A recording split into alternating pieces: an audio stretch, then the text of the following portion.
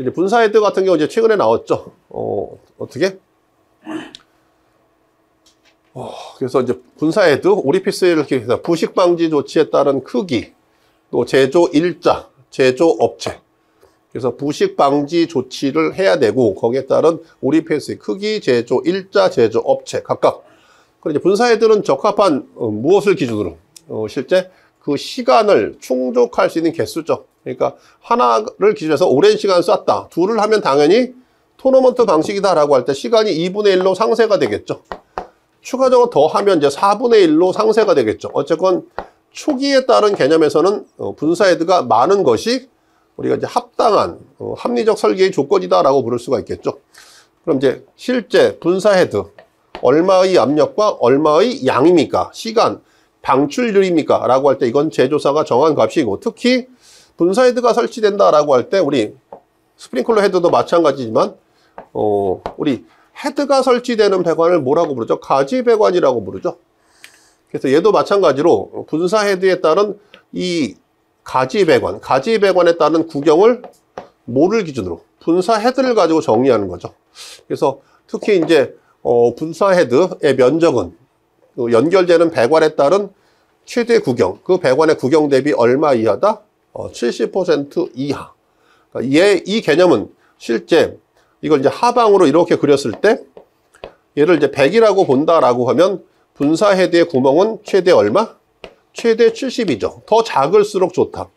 근데 약재가 만약에 꽉 채워진 상태로 배관을 타고 흘러왔다라고 하면 컸을 때 뿜어지는 형태와 작았을 때 쭉 뿌려지는 형태로 따지면 어느 쪽이? 작을수록 쭉 뿌려지는 형태죠. 근데 예전에 이제 이런 형태의 방사를 요구했는데 지금은 이게 너무 위험한 거죠. 왜? 아까도 말씀드렸듯이 실제 방사에 따른 압력에 따른 온도는 전부 어떤 형태죠? 마이너스 온도를 취하고요. 거기 사람이 서 있다라고 생각하면 내가 이렇게 초저온 상태의 이산화탄소를 맞게 되면 상당히 위험한 거죠. 그래서 지금 분사헤드는 이 하방사가 없습니다. 전부 분사헤드를 보면 뭐다? 옆에 분사헤드가 옆으로 이렇게 구멍이 뚫려 있죠. 천장반자에 이산화탄소 분사헤드가 설치되어 있다면 약재는 어떤 형태로? 측방사하는 거죠. 측방사. 이 기준에 따른 하방사에 따른 위험성이 있기 때문에 이렇게. 예전에 이제 설치된 헤드는 뭐를 갖고 있다? 이 하방사 헤드를 갖고 있죠. 조심스럽습니다. 실제 이제 뭐 농도라고 하는 것도 있지만 직접적으로 초저온인 상태의 이산화탄소를 실제 인체에 튀긴다라고 하면 상당히 치명적일 수 있다. 가장 빈번하게 나오는 것이 이산화탄소. 아까도 농도를 계산해서 우리는 어디다 쓰면 안 되죠? 상시 사람이 근무하는 장소. 위험하겠죠? 또 전시장 등 관람을 위한 다수인이 출입 통행하는 통로나 전시실. 사실 일반적으로는 우리가 봤을 때 요 세 가지를 대상으로 하는데 요건 10년 전에 저쪽 박물관에서 실제 어린 친구가 눌러가지고 약재가 쏟아졌습니다. 그로 인해 사망자가 나왔거든요. 그래서 이제 결국 통로에서도 위험하구나 라고 해서 이제 이 전시실 등 다수인이 출입 통행하는 통로나 전시실 등도 제외.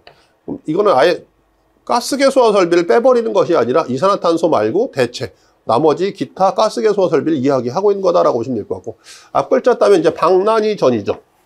그러니까 1. 사람이 상주하는 장소 안 돼. B.